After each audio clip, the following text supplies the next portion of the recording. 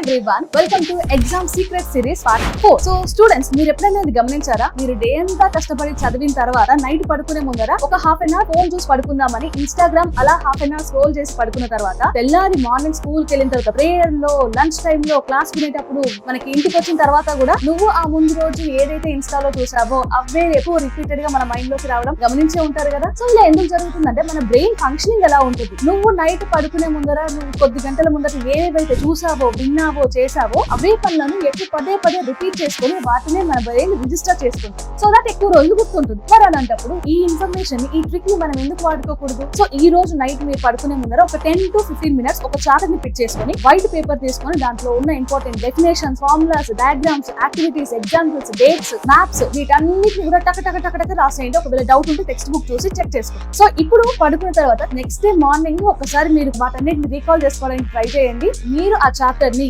ఎన్ని రోజులకైనా మర్చిపోమన్నా మర్చిపోయి. సో ఇక్కడ మనకి మ్యాటర్ ఏంటంటే, నువ్వు ఎగ్జామ్ టైం వరకు ఎన్ని గంటలు చదివావు అన్నది మ్యాటర్ కాదు, నువ్వెంత గుర్తు పెట్టుకోగలవు, నీ మెమరీ పవర్ ఎంత ఉన్నది అన్నది మ్యాటర్. సో దాన్ని ఇంక్రీజ్ చేసుకోవడానికి ఈ ట్రిక్ ని వాడుకోండి. All the best.